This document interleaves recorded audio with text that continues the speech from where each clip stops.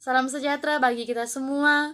Puji nama Tuhan yang boleh menganugerahkan kesehatan dan kekuatan kepada kita, sehingga kita boleh ada pada malam hari ini sebagaimana kita ada. Kita percaya bahwa semua karena kemurahan Tuhan. Baiklah, untuk pembacaan serta penenungan kebenaran firman Tuhan kita di malam hari ini, saya ambil dalam kitab Ayub pasalnya yang ke-7 ayatnya yang pertama. Sekali lagi, kitab Ayub pasalnya yang ke-7 ayatnya yang pertama. Lembaga Alkitab Indonesia memberikan judul Hidup itu Berat. Firman Tuhan berbunyi demikian. Bukankah manusia harus bergumul di bumi dan hari-harinya seperti hari-hari orang upahan? Demikianlah pembacaan Alkitab kita saat ini, dan untuk judul renungan kita di malam hari ini saya beri judul Lari kepada Tuhan bukan lari daripada Tuhan. Sekali lagi, lari kepada Tuhan bukan lari daripada Tuhan. Saudara-saudara yang dikasihi dan diberkati Yesus Kristus, saat sekarang ini ada sebagian orang Kristen yang beranggapan bahwa Tuhan akan menganugerahkan kemakmuran dan kesehatan kepada setiap anak-anaknya. Mereka percaya bahwa orang Kristen tidak seharusnya mengalami kesusahan apalagi kemiskinan. Kitab Ayub menentang akan keyakinan ini. Ayub bukan hanya kehilangan harta dan bendanya dan menjadi miskin, tetapi Ayub menderita sakit yang mengakibatkan seluruh tubuhnya dipenuhi oleh cacing. Sungguh suatu penderitaan yang amat sangat berat. Saudara-saudara yang dikasihi dan diberkati Yesus Kristus, pasal ini dengan jelas menegaskan bahwa perjalanan kehidupan manusia di bumi tidak lepas dari yang namanya pergumulan. Dan memang dalam kitab Ayub ini dipenuhi dengan segala kepedihan. Ketika kita membaca kitab ini dengan saksama, kita akan mengerti dan kita akan merasakan betapa dalamnya kepedihan itu. Saudara yang dikasihi dan diberkati Yesus Kristus, Ayub membaktikan dirinya sepenuhnya kepada Tuhan. Tetapi pada akhirnya Ayub pun tetap mengalami penderitaan, bahkan penderitaannya berkepanjangan. Kehidupan manusia, terlebih khusus kehidupan Ayub, sama seperti pertempuran yang hebat yang dilakukan oleh seorang prajurit, sama seperti pekerjaan yang berat dan melelahkan oleh seorang petani. Penderitaan Ayub adalah penderitaan yang sangat luar biasa, mulai dari kehilangan harta dan bendanya, 10 anaknya tewas mengenaskan, seluruh tubuhnya dipenuhi dengan penyakit kulit yang tak tertahankan. Tentunya tidak dapat dibayangkan dan tidak banyak orang yang bermental baja yang mampu bertahan dalam situasi dan keadaan ini. Tidak heran bila Ayub merasa bahwa Tuhan sedang menghukum dia. Oleh karena itu, penderitaan ini menimbulkan protes Ayub terhadap Tuhan.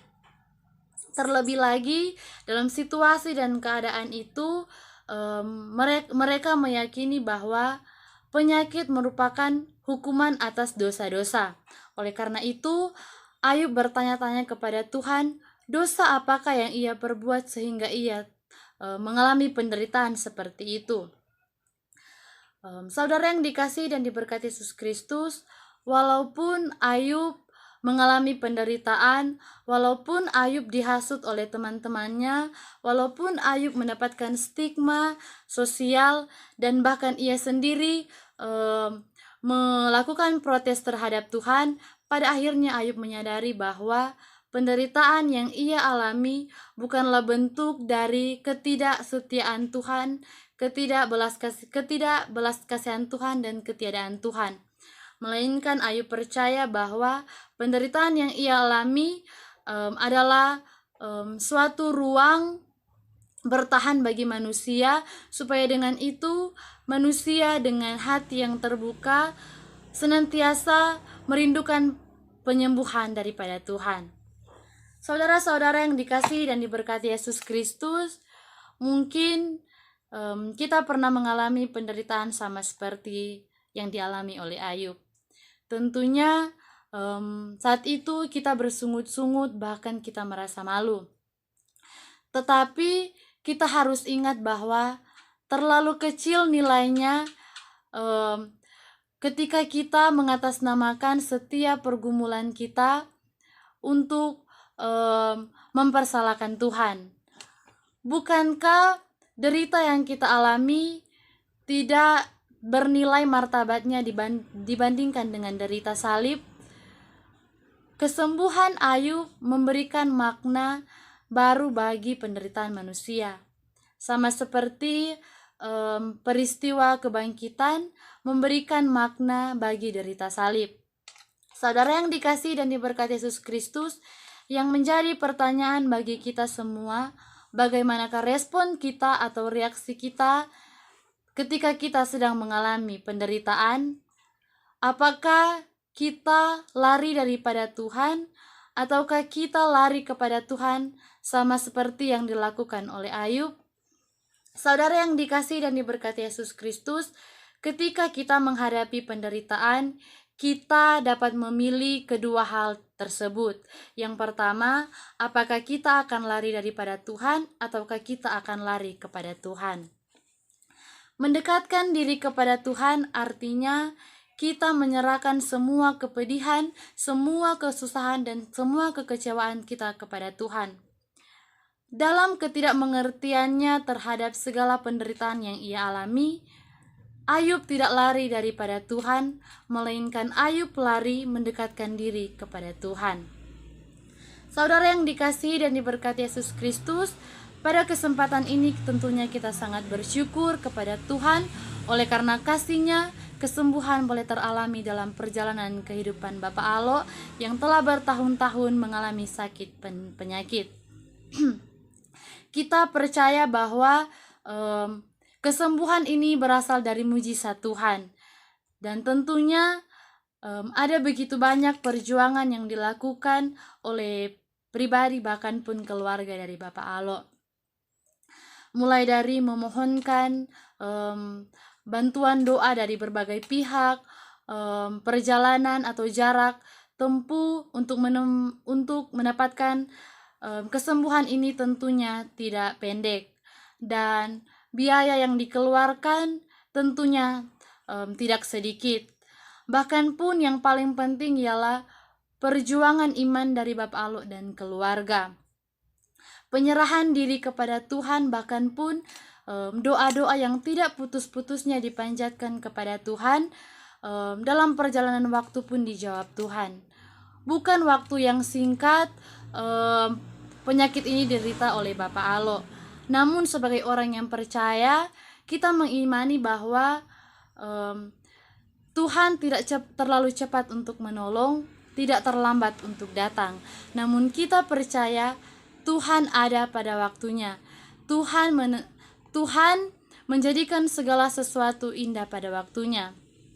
Tentunya hal yang patut kita syukuri, walaupun dengan proses yang panjang, namun harapan untuk kesembuhan tiada duanya. Harapan yang kuat gemanya terdengar oleh Tuhan, sehingga Tuhan menganugerahkan hadiah yang terindah, yaitu kesembuhan.